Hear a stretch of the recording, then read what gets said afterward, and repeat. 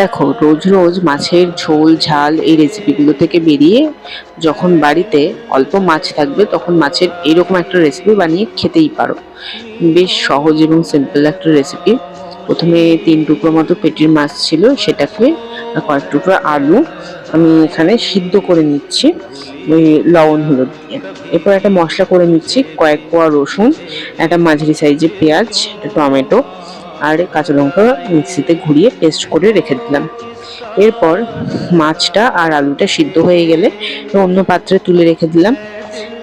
খুব সাবধানে মাছের কাঁটাগুলো ছাড়িয়ে নিতে হবে, কিন্তু গলায় বিঁধলে পরে আবার কেলেঙ্কারি।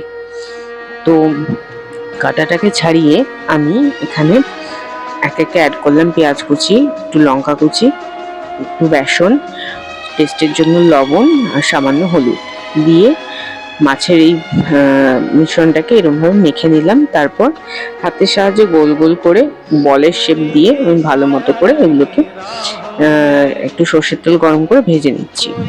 এই বলগুলো উল্টানোর কাজ খুব সাবধানে করতে হবে, কারণ ভেঙে যেতে পারে। তোমরা চাইলে আমার মতো কাঁটা চামচ ব্যবহার করতেই পারো। আচ্ছা, এবার বলি, আমি না এই রেসিপিটার নাম এখনো ঠিক করিনি। তোমরাই পুরোটা দেখে নিয়ে বলো তো কি নাম দেওয়া যেতে পারে। আর এই যে বলগুলো ভাজা হয়ে গেল, এগুলো কিন্তু চায়ের সাথেও বেশ ভালো লাগবে ইভিনিং স্ন্যাক্স হিসাবে।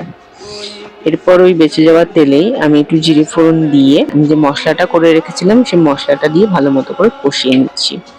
3-4 মিনিট মশলাটা ভাজা ভাজা হওয়ার পর মশলা বাটি ধোয়া জলটা দিয়ে ভালো করে নাড়িয়ে চাড়িয়ে একে একে অ্যাড করলাম লবণ, হলুদ, সামান্য চিনি আর জিরে গুঁড়ো দিয়ে ভালো মতো করে মশলাটা কষানো হয়ে গেলে 1 চামচ মতো টমেটো কেচাপ অ্যাড করে আমি মশলাটা ভালো মতো করে কষিয়ে আমি এখানে অ্যাড করলাম ঝোলের জন্য জল। ঝোলটা ফুটে উঠলে আমি এখানে যে মাছের বলগুলো ভেজে রেখেছিলাম সেগুলো অ্যাড করলাম। আর তারপর নামানোর আগে একটু গরম মশলা গুঁড়ো দিয়ে আমি এটাকে নামিয়ে নিলাম। রেসিপিটা তোমরাও বাড়িতে একবার ট্রাই করে বলো কেমন খেতে লাগলো। আর থ্যাংক ইউ ফর ওয়াচিং। চলে আসবো আবারও কোনো নতুন কোনো ভিডিও নিয়ে। টাটা।